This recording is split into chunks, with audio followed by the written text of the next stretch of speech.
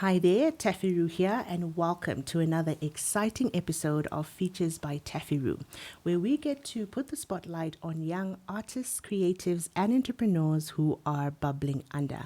And when we're not talking to the rising stars themselves, we are talking to those who've gone before them so we can empower the next generation.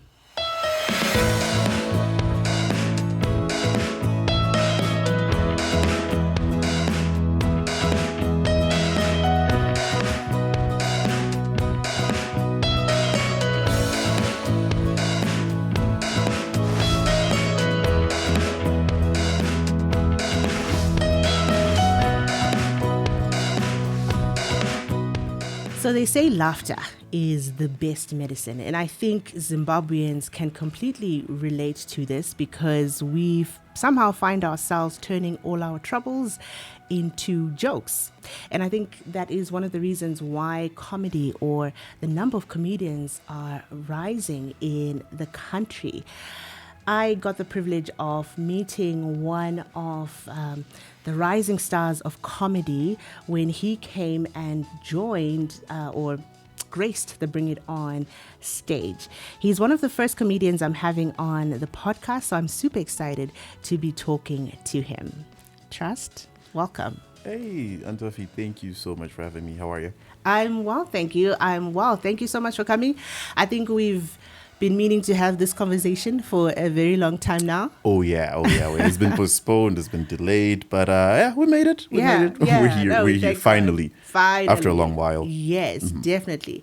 Okay, so I got to know a little bit about you last year at Bring It On, right? But maybe for people who don't know who you are, maybe you can start by telling us who is Trust.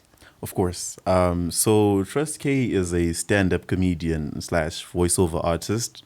I'm also a student at Zegu studying social work, my second year now. Okay. I was born and raised in Harare, and I've been performing for what? This is my second year now. I started performing in 2024. It was July 2024. Okay. I've been performing ever since, and here we are. Okay, so what drew you to comedy? Okay, so what drew me to comedy? I grew up watching a lot of comedy. Okay. Yeah, exactly. I grew up watching a lot of comedy, and I think I loved how you can take something that you find funny and then, you can share it with other people and then have them see it in your view to see how that's also funny. So it was getting the good laugh that got me to it, and I loved making people laugh. So yeah, I was watching comedy, and then at some point, I think during my teenage years, I was like, you know what, I'm going to try this. Okay. And then I started writing. And I started writing when? I think I started writing in 2023. Okay. Right, exactly. This was my senior year, 2023. And then I started performing in 2024. Okay. So yeah, that's how the whole comedy thing started. Interesting. So I know like maybe it's a trend or maybe the few comedians that I've come across, some of them have had some sort of like they make people laugh, but they themselves are not great mentally. Is that the case for you, or? I think that may be true. I think that may be true. That may be true. No, Why? That may be true. I'm just going. This is like a personal life experience that led to my first performance. Okay. So I'd been delaying performing for a while, and I think we use comedy as a coping mechanism for ourselves because if I check some of my jokes, I have these jokes where I'm talking about how broke I am and all that, right? That's true. That is true. It's not really a joke. It's not a joke. I joke about it, but it's reality. It's happening, right? Even if you look on how I started, I started performing after being evicted. Yeah. Like for one night, I didn't know where I was going to sleep. Yeah, and then so I got evicted, and I went back home. This was in school, and then I went back home, and then we got kicked out again. Wow. Exactly, and I was like, okay, it just kept getting worse and worse, And then a month after that, I went on stage, and then I told that story to people. I was like, hey, you know what? I got kicked out there, came back here, they kicked me out. I don't know what's happening, and made a good joke about it. And in that way, I realized that mentally, I wouldn't say that we're not well, but then a lot of comedians do face a lot of mental challenges, with your mental health and all that. Or even just struggles exactly, as well. anxiety and all that. So in my case, that would be true. That would be true. Yeah. Interesting. I wonder if your jokes would be any different if you didn't experience that. I don't think they'd be good. Yeah, I don't think they'll be good because it's the struggle that gives them value. Exactly. Take for example rappers, right? Yeah. So I think people prefer the hardcore rappers. The ones who've seen struggle. They're like, Yes. my house has no door in it and all that stuff, Yeah. right? So that sort of like brings the value. Yes, you can be funny. It's totally possible. With people who've come well up and all that, no struggles, like we've all had struggles, but Yes. some are less than others. Yes. That's how I try to see these things. I don't Yeah. think all struggle is equal. It's not, if I look at it. But then in my case, it's the struggle that gives it value, and it's way more funnier because it's coming from a place of truth. Yeah. These are things that have happened. Yeah. So yeah. Yeah, I mean, I think it's kind of true for most art forms, really, because even for me, when I'm writing songs, and just the songs that have the most impact are those ones that have been written from a place of truth, like you say. Exactly. So, and like you go through the thing before you get to share it with everybody else. For sure. So, Yeah, exactly. It's great. Yeah. The struggle isn't great. Yeah, obviously. but then you can make something great out of it, because Out of that's how I see most of my challenges. Yeah. Sometimes I'm going through something, I'm like, I'm gonna tell people about this one day, and they're gonna laugh at this. Yeah. But for sure, Yeah. I totally get that. Okay, interesting. So, obviously, you got into comedy because you watched a lot of comedy and all of that. What has kept you going in? Why do you keep doing the comedy? Why? What's your why?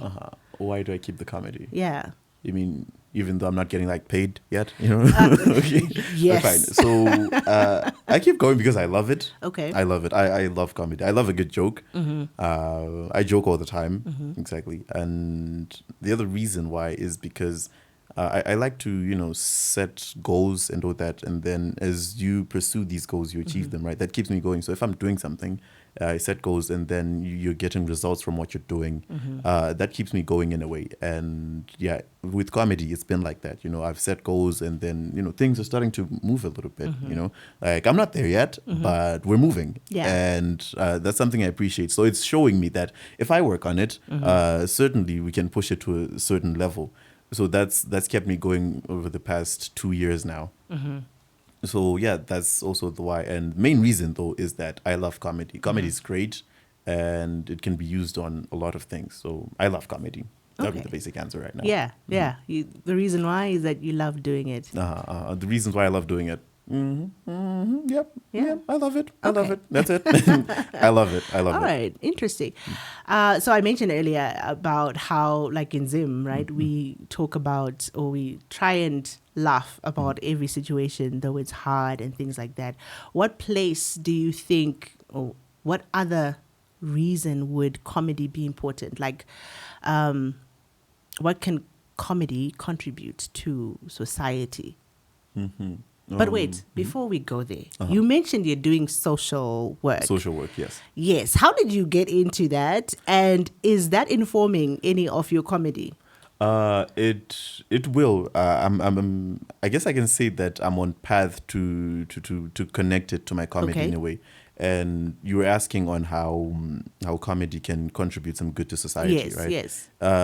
In my view, I've seen that comedy can also be used as a tool for advocacy, right? Okay. And then that links to social work. Okay. Right, exactly, because advocacy is a part of social work. Okay. So in my case, I do plan on using my comedy. I have been using it for advocacy on two specific topics. This is specifically mental health and gender-based violence. Right? Okay. Exactly. I chose these topics because these are topics I can relate to. Especially Okay. mental health. Yeah, it's crazy. Yeah. It's crazy Yeah. because a lot is happening out there. We have we have a lot of cases on suicide. Drugs, Yes, etc. yes. It's all linked to mental health, right? And then there's also the other thing with gender-based violence.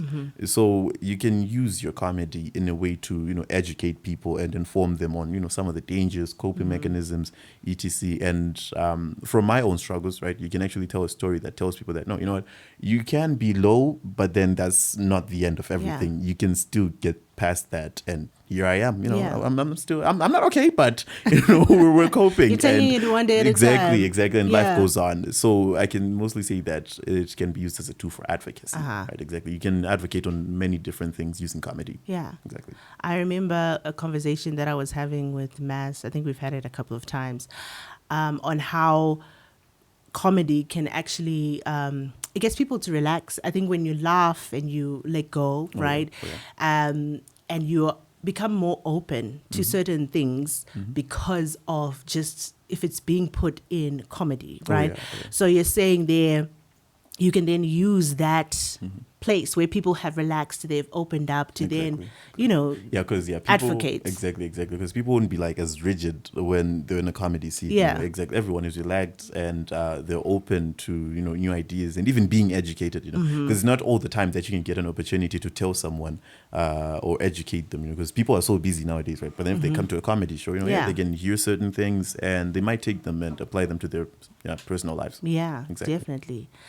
I think there's a good side and a bad side to that, right? Because then if people aren't advocating the right things, then there's a problem. Oh yeah. That's true. Oh yeah, because the wrong things can be, you know, advocated for. That's very true. I've never thought of that. Yeah, I've never thought of that. I think I've only been looking at the positives. Yeah, because obviously, like for us, when we look even at like romantic comedies, movies, and things like that, I mean, they really get us to relax and to, you know, like you thoroughly enjoy the movie, you're laughing, but sometimes the messaging in there isn't. Yeah, you know? Which brings me to my next question, right? I think we're going to have a good discussion on this, right? Okay. Can comedy be clean? Okay. Comedy can be clean, right? And I think it all just comes down to the comic. So if you want clean comedy, you know, you can go to certain comedians that, you know, like, okay, if I take my kids to his show, they're not going to be spoiled. They're not going to hear stuff that they're not supposed to hear, right? Yeah. And if you know the other comedians, I'm not going to name drop, right? There are other comedians that, if you're going to such a show, you would know that you shouldn't go to such. And then that also comes back to the whole advocating for the right topics or the wrong topics, right? Yeah, it also comes down to the type of comedian, you know, their interests, their views, and what they share, right? I'd like to take a life experience that I had.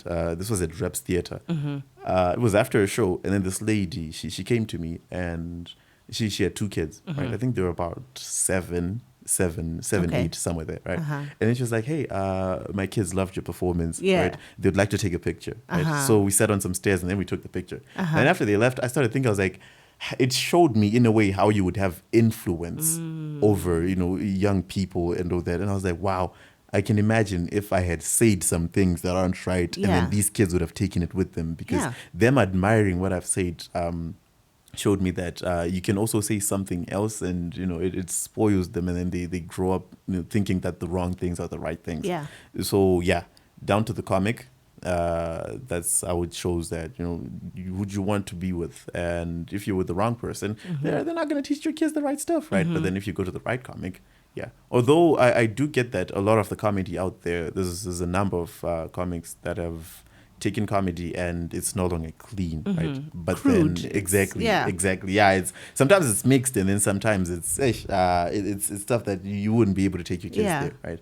But then also there's other comics. So you just have to know your comic. Okay. You just have to know your comedian.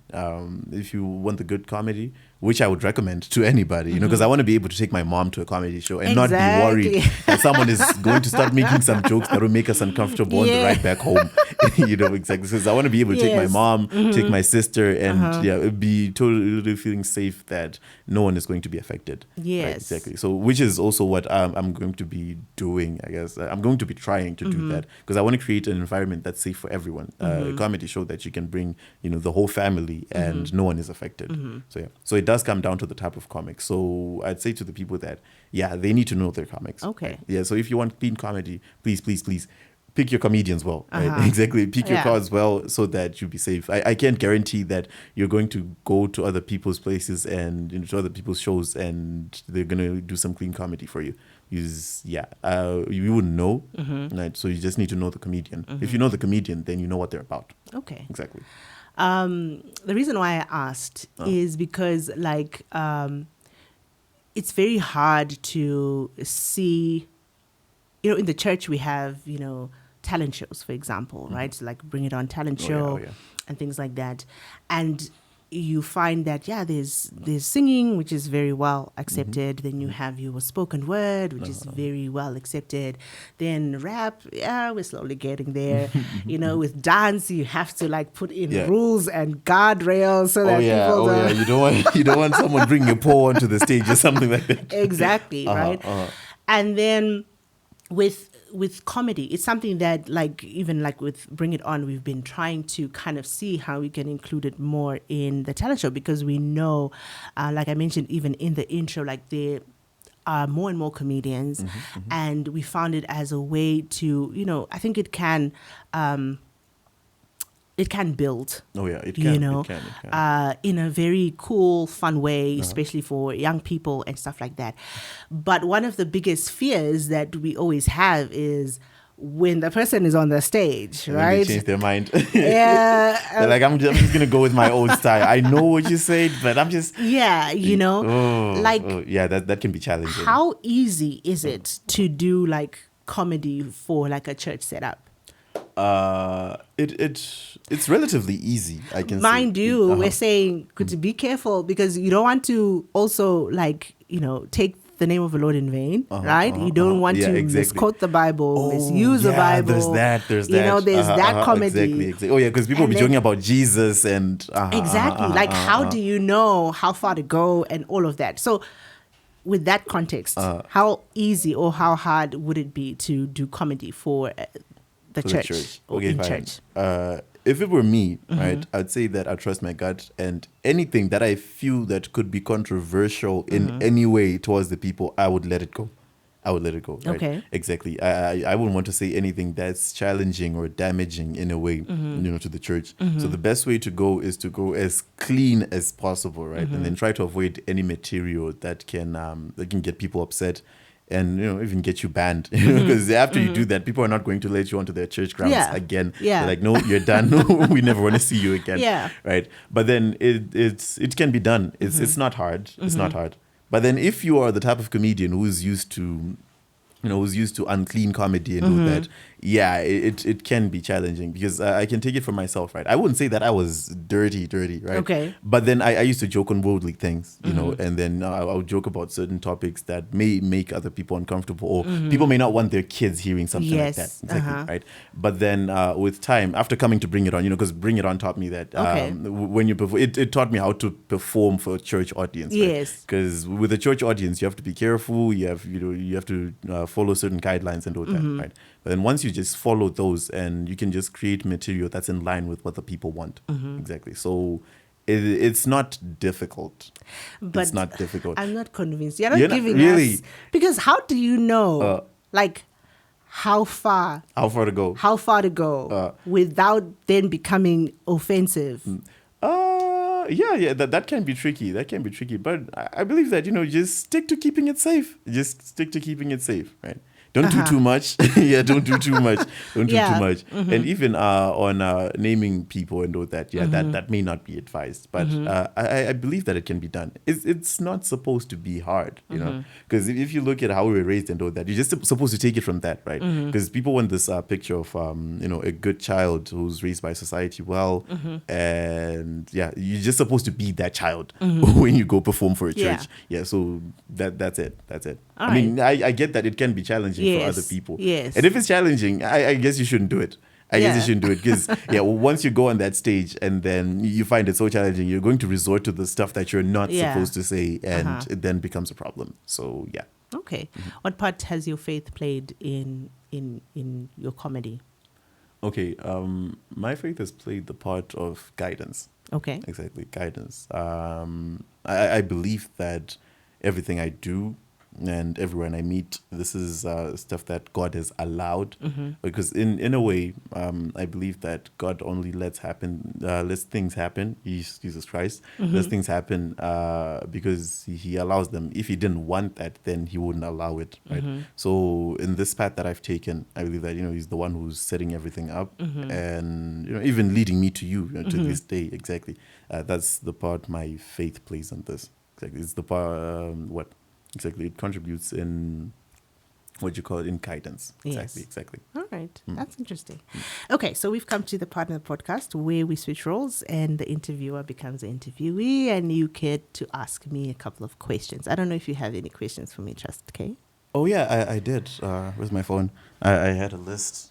You have a list of questions. Yeah, I have a list. I actually Okay. wrote this down because All when right. I saw that, I was like, no, this is interesting. Okay, fine. Okay. So the first question. I hope I'll be ready for this. Yeah, no, it's nothing too hard. It's nothing too hard. I mean, It Okay. shouldn't be. It shouldn't All be. right, let's go. Okay, fine. So the first question I wanted to ask, this was coming from a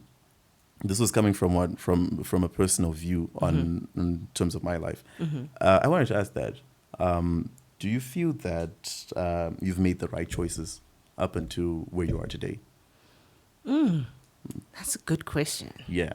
Like, do you feel that this is what the Lord had intended? And do you feel that you've done everything? Okay, not everything, that would be too much, but then do you feel that you are on the path that God had made for you?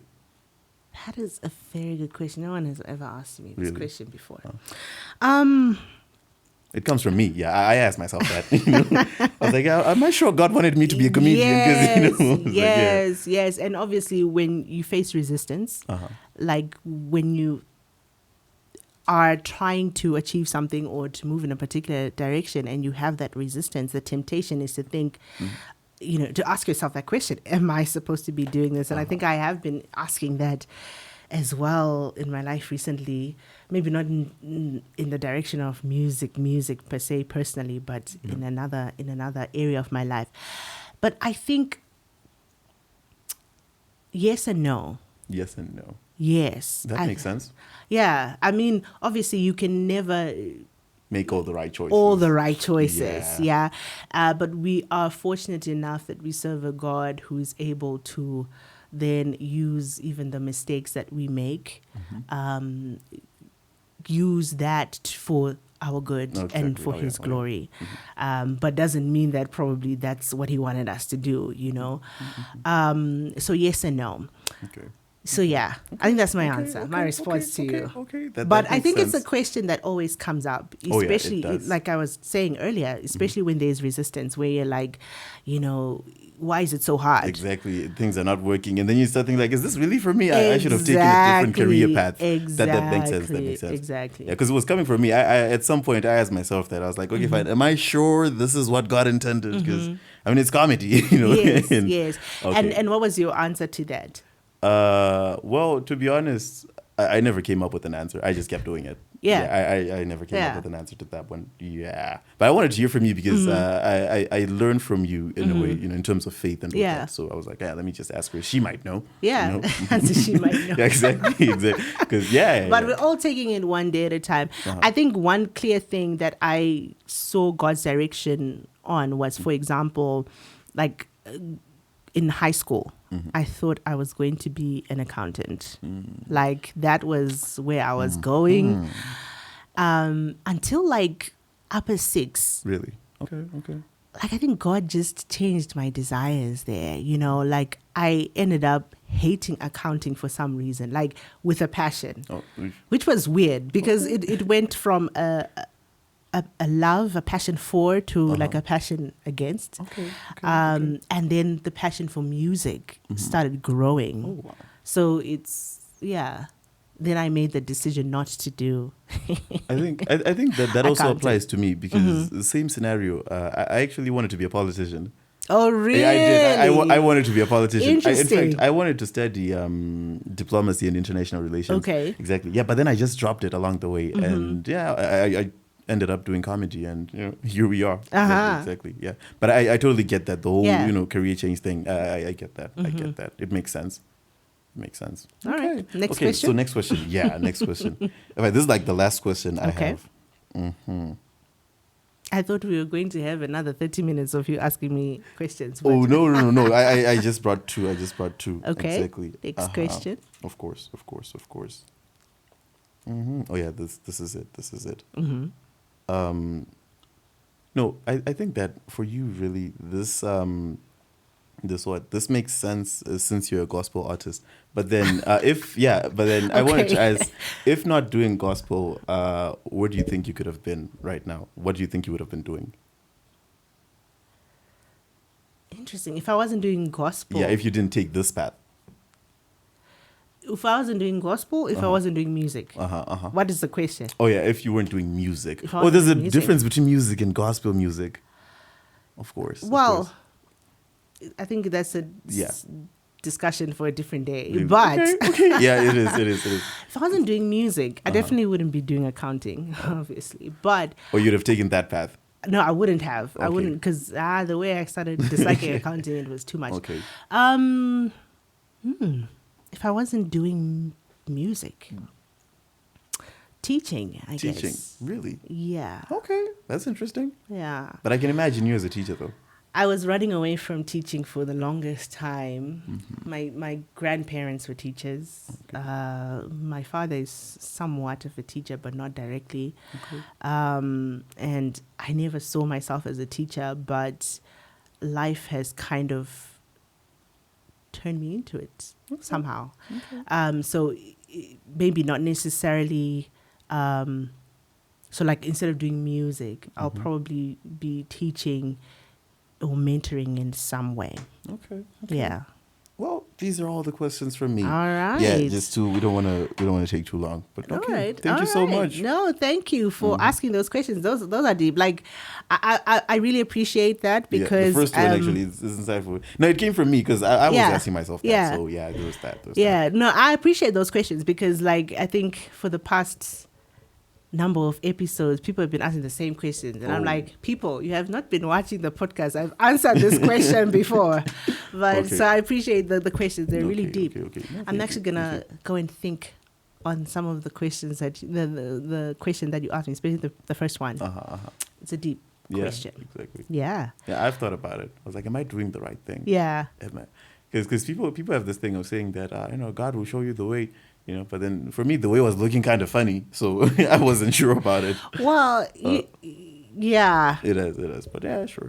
Now, if you didn't want it to be, we wouldn't be here, okay? We wouldn't be here. We wouldn't exactly. Be here. Because I think God directs us, like my father is always saying, sometimes God speaks in negatives. Oh, okay. So he shuts some doors, right? Wait, so this is the only way. Yeah, exactly. So you have nowhere else to go. Exactly. No, that makes sense. Yeah. So, and he's always talking about I don't know what you call it, zongororo in Shona. In English. That is Shona. It's a millipede. Millipede, yes. He was like, a millipede just follows or goes in one direction. If it hits a wall, it changes direction. Okay. And he's like, if we live like that, God will be directing us in those ways. When you hit a wall, you change direction. So it's sort of like you're like also going with the flow, something like that. But okay, that makes sense. Yeah. All right. Thank you so much for coming, Trust. Sure. Thank you so much for having me. Yeah, I'm so glad you finally made it. Oh yeah. This was long delayed, but yeah, we finally did it. Thank you. You'll definitely be seeing me more. Awesome. So before we close, a word of advice to anyone who is watching today's episode. What would you want them to take away from Trust Care? Okay, this is something I got from, where did I get this? I think I read it somewhere, right? Okay. Oh yeah, no, it was from a book. This was a book. I'm forgetting the author, but then the title of the book is it's called "The Reason Why A Students Work for C Students and B Students Work for the Government." It Start Now. Exactly. No, it's a really long title. I know. Yeah. But then the advice is start now, right? Exactly. Because I used to do this thing. The reason why I started writing in 2023 and then later performed in 2024 is simply because I was procrastinating. I had stage fright. right? Yeah, and I procrastinated for a whole year until I started, right? But once I started, it starts to roll, ways open, and you figure it out, right? Because a lot of people are doing this thing whereby they're like, yeah, you know what, I don't have like enough resources or so, right? But then time is passing, like you're not getting any younger. Right? Yeah, you're not getting any younger, right? But then the best thing to do is to start. Exactly. Because once you've started, then you keep going. Yeah, that would be it. I think that's the best I can say. From a comedian, that's the best I can say. That's really good advice. Yeah, from a comedian. Just start now. Yeah, that's the best I can say. Yeah, start now.